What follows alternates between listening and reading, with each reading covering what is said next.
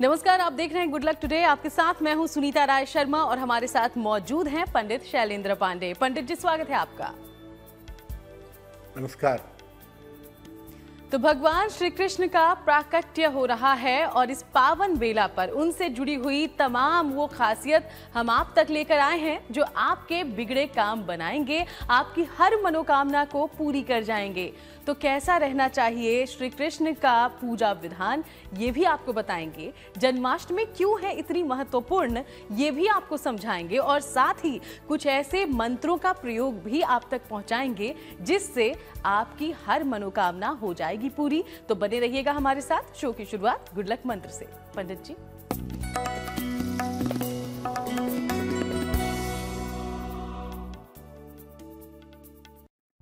देखिए, अगर संतान संबंधी किसी भी समस्या से आप परेशान हैं, चाहे संतान की प्राप्ति हो, चाहे संतान की उन्नति हो, संतान की प्रगति हो, संतान के साथ संबंध हो, संतान संबंधी किसी भी समस्या से अगर आप परेशान हैं, तो जन्माष्टमी पर भगवान कृष्ण को बांसुरी और पीला वस्त्र अर्पित करके प्रार्थना करिएगा। आपकी संतान संबंधी जो बाधाएं हैं वो बाधाएं दूर हो जाएंगी। और चलिए अब जान लेते हैं पंचांग। तो 6 सितंबर का पंचांग क्या कहता है, पंडित जी से जानते हैं।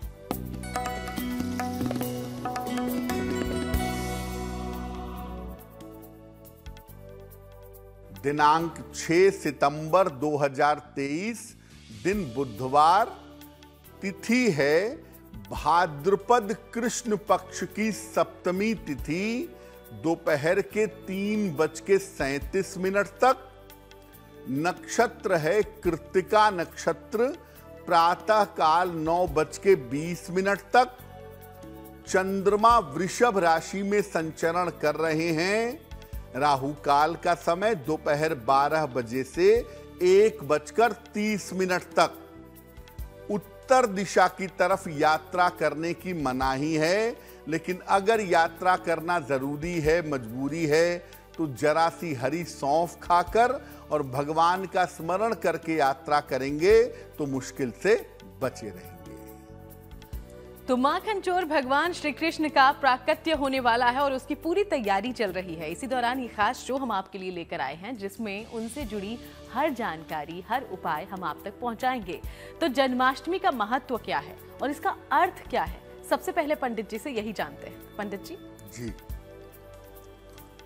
देखिए, भगवान कृष्ण का जन्म हुआ था, प्राकट्य हुआ था भाद्रपद कृष्ण पक्ष की अष्टमी को, और जन्म की अष्टमी होने की वजह से इसको कृष्ण जन्माष्टमी कहते हैं।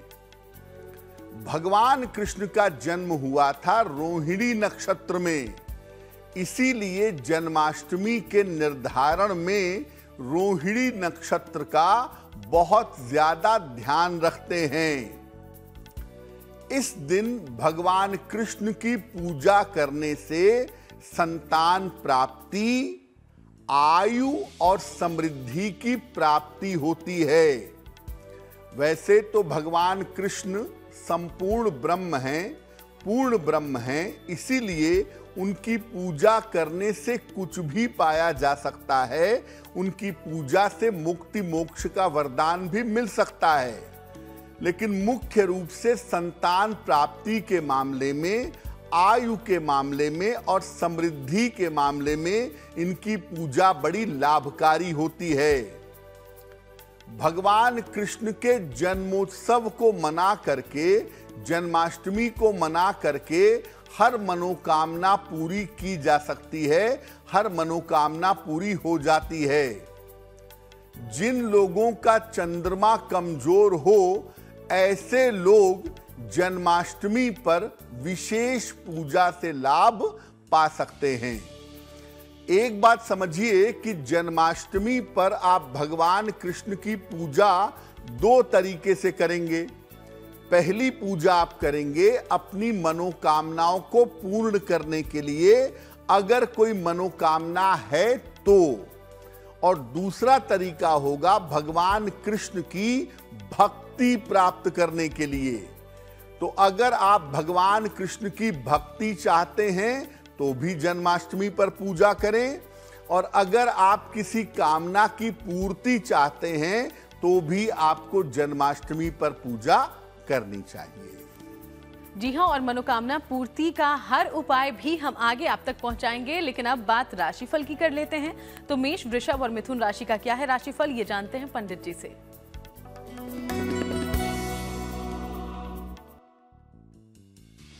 मेष राशि, धन लाभ के योग फिलहाल आपके लिए बने हुए हैं। धन की प्राप्ति होगी, पारिवारिक समस्याएं आपकी हल होंगी, और इस समय आपके संतान पक्ष की उन्नति होगी। भगवान कृष्ण को मेवे का यानी ड्राई फ्रूट्स का अगर आप भोग लगाएं तो बहुत अच्छा होगा। शुभ रंग होगा सफेद, और भाग्य का मीटर आपको नंबर दे रहा है 80%। बहुत अच्छा भाग्य आपके साथ बना हुआ है।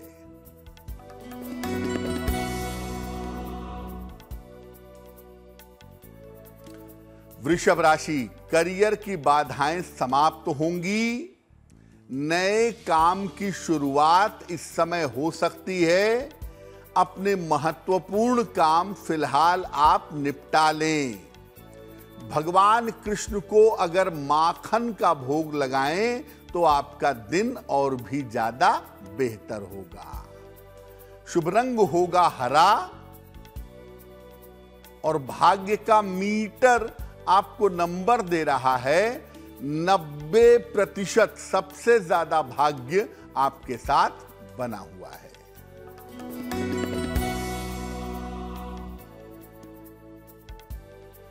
मिथुन राशि, स्वास्थ्य का बहुत ध्यान रखें। बेवजह के विवादों से बचाव करें और रिश्तों में सावधानी बनाए रखेंगे। भगवान कृष्ण को अगर तुलसी दल अर्पित कर दें तो आपके दिन की मुश्किलें बहुत हद तक कम हो जाएंगी।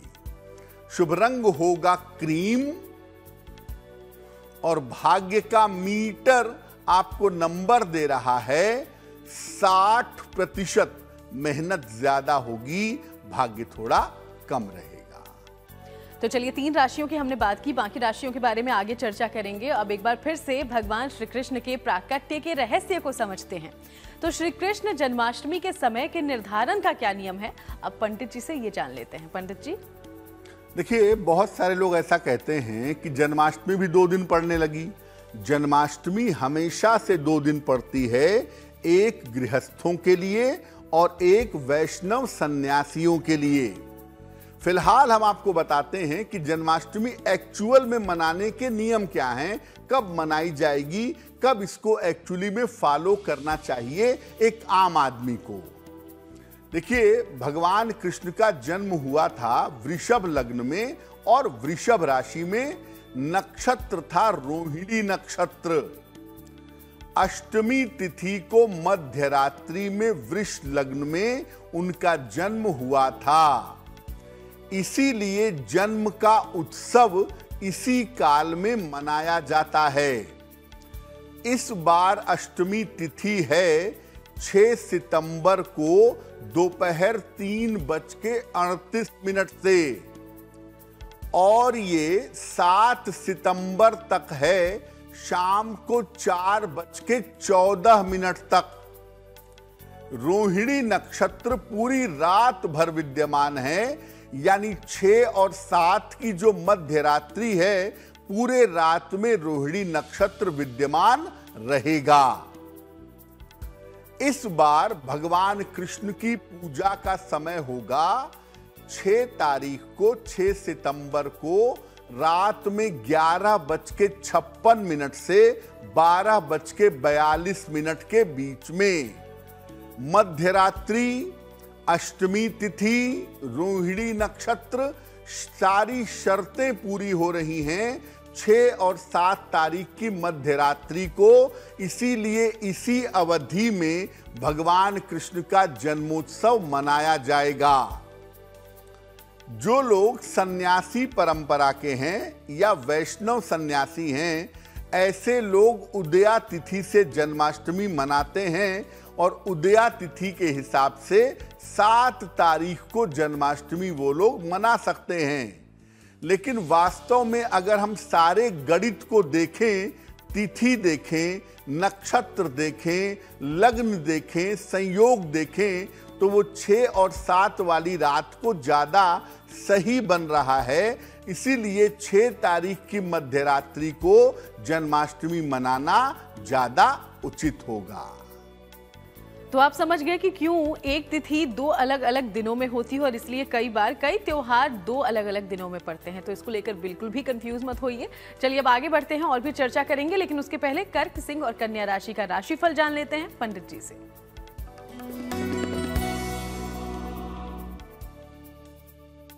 कर्क राशि, धन लाभ के अच्छे योग आपके लिए बने हुए हैं। मानसिक चिंताएं आपकी समाप्त होंगी। किसी अतिथि का इस समय आगमन हो सकता है। भगवान कृष्ण को अगर आप खीर का भोग लगाएं तो आपका दिन और भी ज्यादा बेहतर होगा। शुभ रंग होगा लाल और भाग्य का मीटर आपको नंबर दे रहा है 70% मध्यम भाग्य आपके साथ बना हुआ है।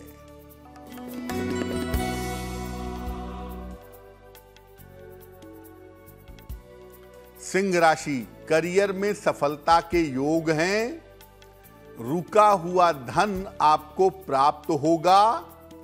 काम की रुकावट आपके दूर होगी। भगवान कृष्ण को मेवे का यानी ड्राई फ्रूट्स का भोग लगाएं तो बहुत शुभ होगा। शुभ रंग होगा हरा और भाग्य का मीटर आपको नंबर दे रहा है 80%। बहुत अच्छा भाग्य आपके साथ बना हुआ है।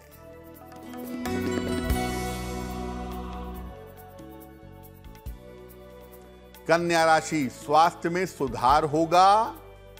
पारिवारिक चिंताएं समाप्त होंगी। नए काम की शुरुआत हो सकती है। भगवान कृष्ण को तुलसी दल अर्पित करें तो आपका दिन और भी ज्यादा बेहतर होगा। शुभ रंग होगा सफेद और भाग्य का मीटर आपको नंबर दे रहा है 75%। उत्तम भाग्य आपके साथ बना हुआ है।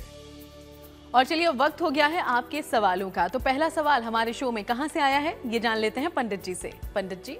जी,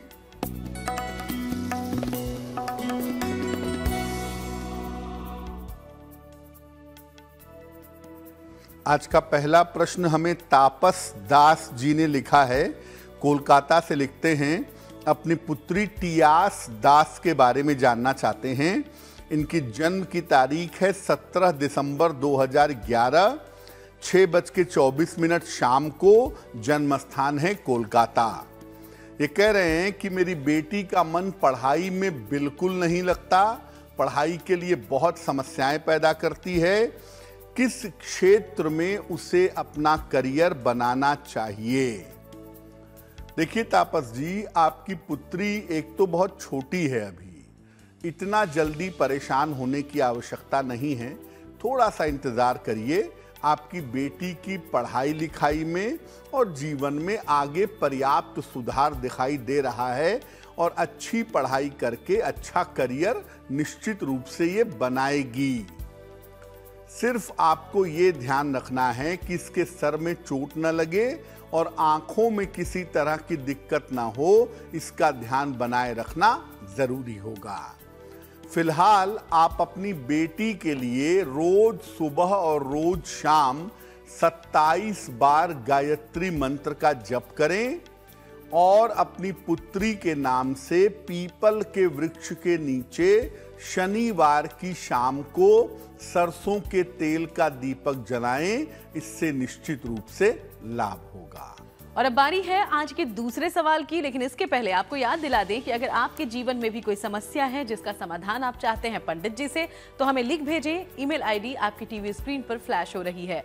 दूसरा सवाल कहां से आया है और क्या है आपकी समस्या का समाधान, ये जान लेते हैं पंडित जी से। पंडित जी।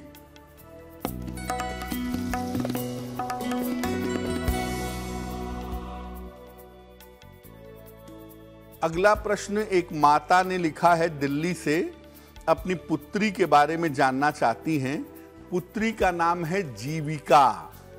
पुत्री की जन्म तारीख है 7 जून 2012, 7:26 शाम को। जन्म स्थान है दिल्ली। ये कह रही हैं कि मेरी बेटी को न्यूरो प्रॉब्लम है, न्यूरो की समस्या है। सर्दी जुखाम बार बार होता है, बार बार चोट चपेट लगती है, जिसके लिए मैंने उसको एक मोती पहनाई है चांदी के लॉकेट में। तो क्या 12 साल के बाद मोती निकाल देनी चाहिए और स्वास्थ्य के लिए मुझे कौन से उपाय करने चाहिए? देखिए, आपकी बेटी की कुल उम्र जून 2024 में 12 वर्ष की हो जाएगी और 12 वर्ष के बाद इनका जीवन निश्चित रूप से बेहतर होता दिख रहा है। उसके बाद से जीवन की संभावनाएं इनके लिए बेहतर हैं। बहुत चिंता की आवश्यकता नहीं है। मोती आप पहनाए रखिए, मोती में कोई दिक्कत नहीं है। लेकिन आप अपनी पुत्री के लिए रोज सुबह एक बार राम रक्षा स्तोत्र का नित्य प्रातः पाठ करिएगा, बहुत बेहतर होगा। तो चलिए अब आगे बढ़ते हुए एक बार फिर से करते हैं जन्माष्टमी की चर्चा। हम जन्माष्टमी को लेकर अलग अलग बातों पर से पर्दा हटा रहे हैं। अब हम समझ लेते हैं कि इस पर्व को दरअसल मनाना कैसे चाहिए, किन तरीकों से मनाना चाहिए। पंडित जी। देखिए, जन्माष्टमी का पर्व अगर आप मनाने जा रहे हैं या मनाने जा रही हैं, तो प्रातः काल स्नान करके व्रत का या पूजा का संकल्प लीजिएगा कि मैं आज भगवान कृष्ण की पूजा करूंगा या मैं करूंगी। मेरी ये मनोकामना है। इस मनोकामना को पूर्ण करने के लिए दिन भर जल या फल ग्रहण करके उपवास रखिए, सात्विक रहिए। मध्य रात्रि को भगवान कृष्ण के जन्म के समय उनकी धातु की प्रतिमा, मेटल के छोटे से लड्डू गोपाल होते हैं या मेटल के भगवान कृष्ण की मूर्ति हो, इसे किसी बड़े पात्र में रखें। उस प्रतिमा को पहले दूध से, फिर दही से, फिर शहद से, फिर शर्करा से और अंत में घी से स्नान कराएं। इसी को पंचामृत स्नान कहते हैं। और जिन पदार्थों से आप स्नान करवा रहे हैं उन्हें इकट्ठा करके प्रसाद रूप में ग्रहण करेंगे। ये पंचामृत है। इसके बाद जल से स्नान कराएंगे। ध्यान रखें कि जो चीजें आप भगवान कृष्ण को अर्पित करेंगे, दूध, दही, शहद, शक्कर, घी, ये शंख में डाल करके तब अर्पित करेंगे। इसके बाद उनके शरीर को पोंछें। जल से नहाने के बाद पीतांबर यानी पीला वस्त्र, पुष्प और प्रसाद अर्पित करें और इसके बाद भगवान को झूले में बैठा करके झूला झुलाएं। देखिए, झूला झुलाना एक बहुत बड़ी प्रक्रिया है, क्योंकि आप उसको झूला झुलाने का प्रयास कर रहे हैं जो सृष्टि को अपनी छोटी उंगली से झुला रहा है। तो आप उसके माता पिता के या उसके परिवार के स्टेटस में आ जाते हैं और ऐसी स्थिति में आपको उनकी निकटता का अनुभव होता है। झूला झुला लीजिए और प्रेम से जो आपकी मनोकामना है वो मनोकामना भगवान कृष्ण से कहिए। हालांकि देखिए वो तो मन के नियंता हैं, आप क्या सोचते हैं वो सब जानते हैं, फिर भी एक बार कहने से, एक बार अपनी बात रखने से कोई हर्ज नहीं है। आप उनकी पूजा करें और आपकी जो जेन्युइन समस्या हो, जो वास्तविक समस्या हो, उसको दूर करने के लिए प्रार्थना करें, आपको निश्चित रूप से लाभ होगा। तो बहुत ही पावन मौका है ये, और आपकी हर मनोकामना को पूरी करने का भी एक शुभ दिन, जिसका पूरा फायदा उठाएं। पंडित जी ने जो तरीका बताया है उसे जरूर अपनाएं। आगे भी हम और चर्चा करेंगे, उसके पहले तुला, वृश्चिक और धनु राशि का राशिफल क्या है ये जान लेते हैं पंडित जी से।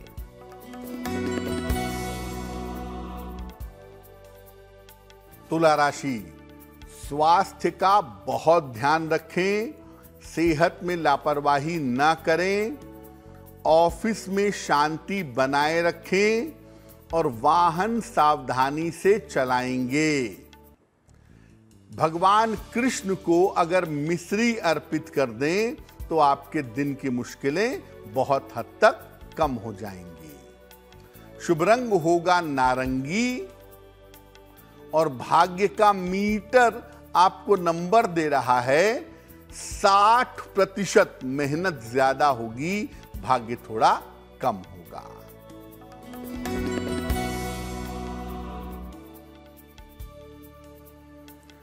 वृश्चिक राशि, करियर की बाधाएं दूर होंगी, धन प्राप्ति के योग बन रहे हैं, संपत्ति का लाभ इस समय आपको हो सकता है। भगवान कृष्ण को माखन का भोग लगाएं, आपका दिन और भी ज्यादा बेहतर होगा। शुभ रंग होगा पीला और भाग्य का मीटर आपको नंबर दे रहा है 70%। मध्यम भाग्य आपके साथ बना हुआ है।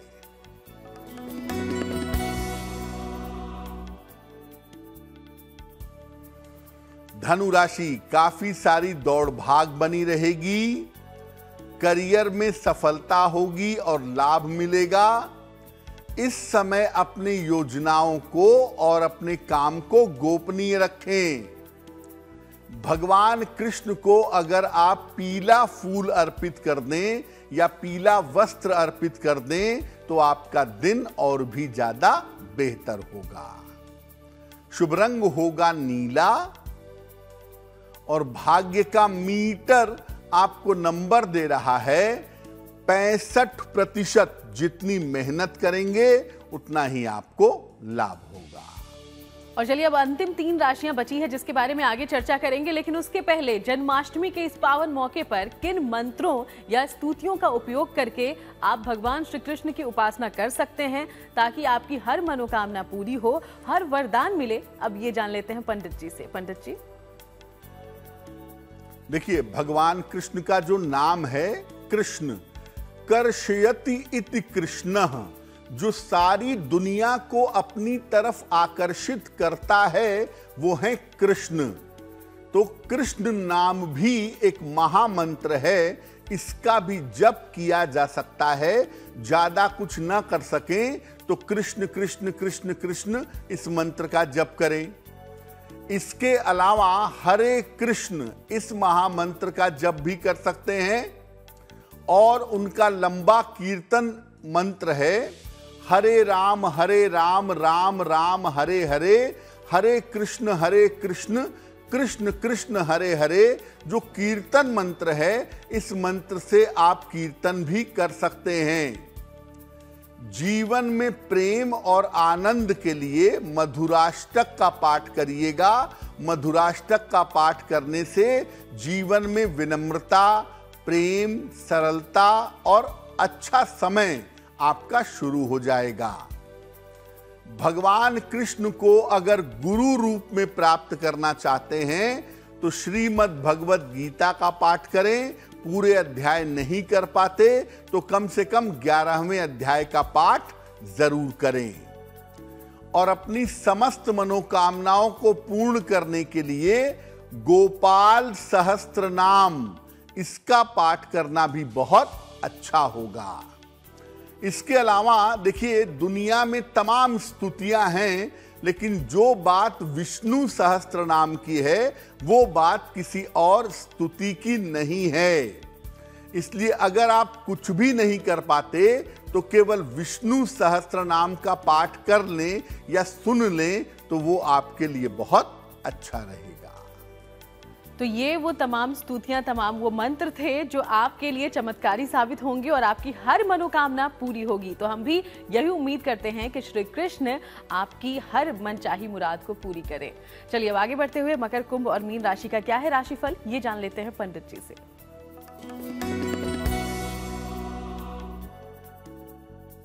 मकर राशि, स्वास्थ्य की स्थिति में आपके सुधार होता फिलहाल दिख रहा है। संपत्ति का लाभ आपको हो सकता है। कर्ज की समस्या से आपको छुटकारा मिलेगा। भगवान कृष्ण को मेवे का भोग लगाएं तो आपका दिन और भी ज्यादा बेहतर होगा। शुभ रंग होगा फिरोजी और भाग्य का मीटर आपको नंबर दे रहा है 75%। उत्तम भाग्य आपके साथ बना हुआ है।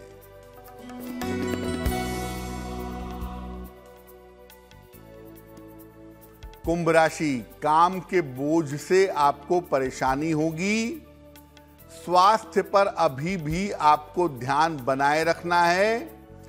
बड़ों की सलाह मान करके चलेंगे तो आपको लाभ होगा।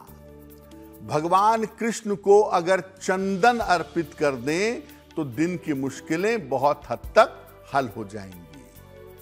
शुभ रंग होगा पीला और भाग्य का मीटर आपको नंबर दे रहा है 60%। मेहनत ज्यादा होगी, भाग्य थोड़ा कम रहेगा।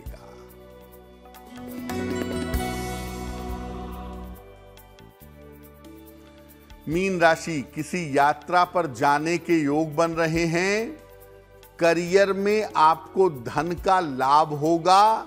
संतान पक्ष की उन्नति होगी। भगवान कृष्ण को अगर आप मिश्री अर्पित कर दें तो आपका दिन और भी ज्यादा बेहतर होगा।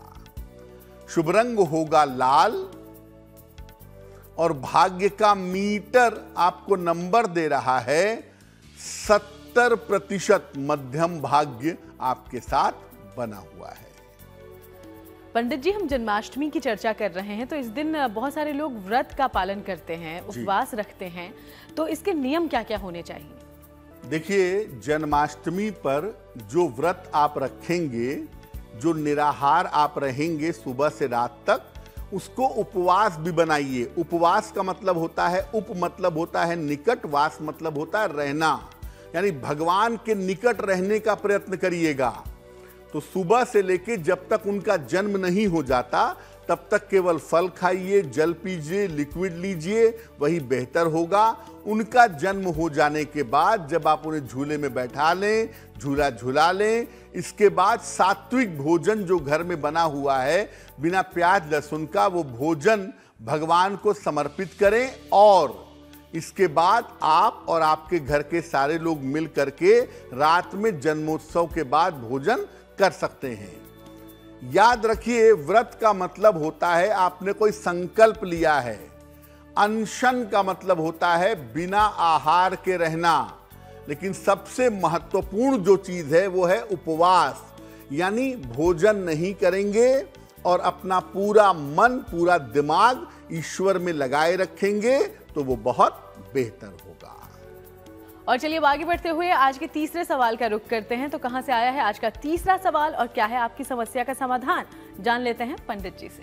जी,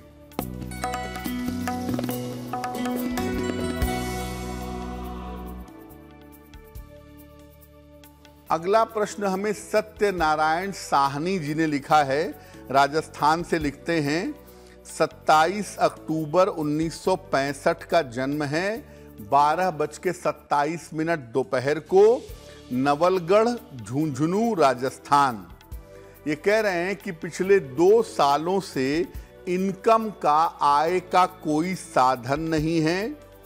मैं नौकरी करूं, व्यापार करूं या शेयर बाजार में जाऊं, बेहतर भविष्य के लिए मैं क्या करूं। सत्यनारायण जी, आपकी कुंडली के हिसाब से आपको व्यापार में ही जाना चाहिए, और अगर आप शेयर बाजार में इन्वेस्टमेंट करते हैं या शेयर बाजार से संबंधित करियर में जाते हैं तो वो आपके लिए बहुत बेहतर होगा। तो आप व्यापार करें, साथ में शेयर का काम करें, आपके लिए बहुत अच्छा रहेगा। और फरवरी 2024 से आपका समय बेहतर है, उसके बाद चिंता करने की जरूरत नहीं है।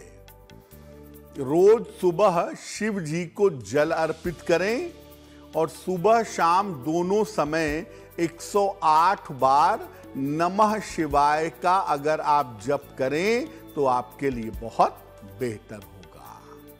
और अब बारी है आज के अंतिम सवाल की, लेकिन उसके पहले एक बार फिर से आपको याद दिला दें कि अगर आप भी कोई सवाल पूछना चाहते हैं पंडित जी से, तो इसके लिए जो ईमेल आईडी आपकी टीवी स्क्रीन पर है, इसे कर ले नोट डाउन और हमें लिख भेजें। आखिरी सवाल आया कहां से है, जान लेते हैं पंडित जी। जी,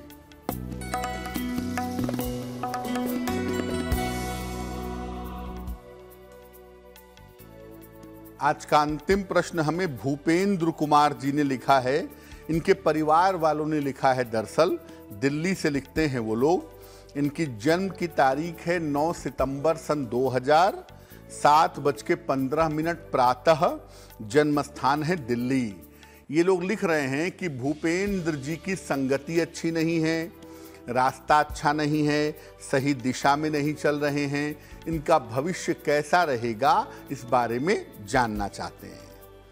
देखिए, मैं बता दूं कि भूपेंद्र जी की कुंडली में जो शनि चंद्रमा की स्थिति है वो इनके संगति के लिए जिम्मेदार है। संगति इनकी गड़बड़ है और उसी वजह से जीवन में और भी दिक्कतें पैदा हो रही हैं, चाहे वो गलत आदतों की हों, चाहे वो गलत दिशा की हों। अभी थोड़ा इंतजार करिए, इनका ध्यान अगले साल के अगस्त तक बनाए रखिए। अगस्त 2024 तक इनका ध्यान बनाए रखना जरूरी है। उसके बाद इनके जीवन में सुधार अवश्य हो जाना चाहिए। फिलहाल आप ऐसा करें कि इनके लिए रोज सुबह और रोज शाम 108 बार शनि मंत्र का जप करें। ओम शं शनैश्चराय नमः, ओम शं शनैश्चराय नमः 108 बार सुबह और 108 बार शाम को डेली। और हर शनिवार को इनके नाम से पीपल के वृक्ष के नीचे शाम के समय दीपक जला करके प्रार्थना करें, उससे इनको लाभ होगा। और चलिए अब बात उनकी जिनका जन्मदिन है 6 सितंबर को। सबसे पहले हैप्पी बर्थडे। और अब हम पंडित जी से जान लेते हैं कि आने वाला साल रहेगा कैसा।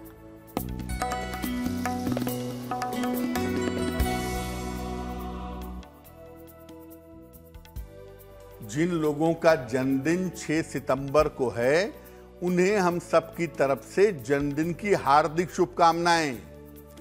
आने वाले वर्ष में आपके स्वास्थ्य की स्थिति में सुधार होगा। करियर में बड़े परिवर्तन और सफलता के योग बन रहे हैं। धन की स्थिति और कर्ज की समस्या में भी सुधार होगा। लेकिन इस साल पारिवारिक विवादों से और संपत्ति की समस्या से बचने का प्रयास करिएगा। क्या करेंगे? पूरे साल भर श्री सूक्तम का अगर आप पाठ करें तो ये वर्ष आपके लिए बहुत अच्छा रहेगा। और चलिए अब जिज्ञासा की बारी है। और जिज्ञासा में सवाल ये है पंडित जी कि हम जब पूजा पाठ करते हैं तो फूल या कोई माला भगवान को अर्पित करते हैं, अगर ये सूख जाए तो उसके बाद क्या कर सकते हैं इसका? भगवान को जो अर्पित किए गए फूल हैं और जो माला है, ये विशेष ऊर्जा ग्रहण कर लेते हैं। इनको निर्माल्य कहा जाता है। इनको बिल्कुल भी इधर उधर या कूड़े में मत फेंकिए। इनको या तो जल में प्रवाहित कर दीजिए या मिट्टी में दबा दीजिए, लेकिन इधर उधर इन फूलों को, इन मालाओं को फेंकना किसी भी हिसाब से उचित नहीं होगा। तो चलिए आप भी इस बात का ध्यान रखें। अब बात शुभ पहर की करते हैं। तो 6 सितंबर के लिए कौन सा है शुभ पहर, ये जान लेते हैं पंडित जी से। बात करते हैं शुभ पहर की। दिनांक 6 सितंबर, दिन बुधवार। शुभ पहर का समय है रात के 9 बजे से 10:30 के बीच में। इस समय में भगवान गणेश के मंत्र का अगर आप जप करें तो आपके लिए बहुत अच्छा होगा। इससे आपके जीवन में आ रही रुकावटें दूर हो जाएंगी। लेकिन करेंगे शुभ पहर में ही। समय फिर से नोट करें, 6 सितंबर बुधवार, रात के 9 बजे से 10:30 के बीच में। और चलिए अब बात करते हैं आज की गुड लक राशि की। और आज की गुड लक राशि है तुला। इसके बारे में पंडित जी क्या बता रहे हैं, जानते हैं।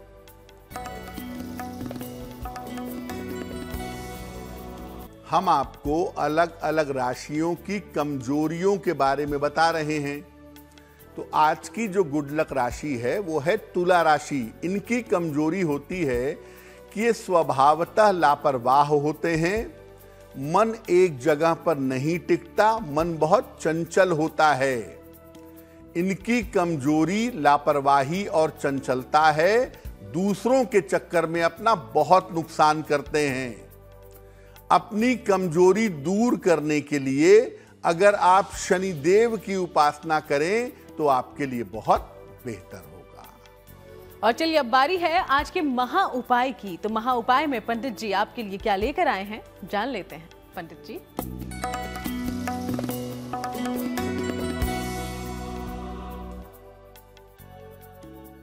अगर आप किसी लंबी यात्रा पर जा रहे हैं, चाहते हैं कि आप भी सुरक्षित रहें, आपका घर भी सुरक्षित रहे, तो क्या करेंगे?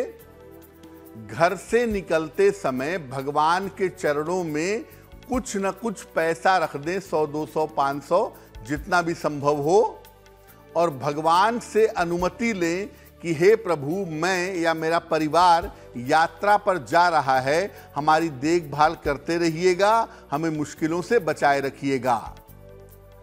इसके बाद जब आप यात्रा करेंगे, यात्रा आपकी सफल होगी और यात्रा से वापस आ करके जो धन आपने भगवान को अर्पित किया था, वो धन किसी निर्धन व्यक्ति को दान कर देंगे। बहुत बहुत शुक्रिया आपका पंडित जी, ये तमाम उपाय हमारे दर्शकों तक पहुंचाने के लिए। धन्यवाद। तो चलिए यूं ही आपसे मुलाकात होती रहेगी, अलग अलग विषयों पर चर्चा कर आप तक खास जानकारी भी पहुंचाते रहेंगे। फिलहाल शो में इतना ही, लेकिन देश दुनिया की बाकी तमाम खबरों के लिए आप देखते रहिएगा GNT।